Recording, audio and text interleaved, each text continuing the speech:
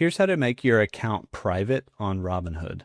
So if you didn't know, your account is searchable from username, like people can find it. So to private your account, you go to the account dropdown, and then you go down here to settings. Once we're inside of settings, we need to go to security and privacy here on the left-hand side, and then scroll down a little bit and you'll see profile visibility. And so if we click profile visibility, you can choose who can search for you on Robinhood. So they can search for you by name, username, phone number, all that. You can check mark what they can search, or you can click no one, as in no one can find you by any of these.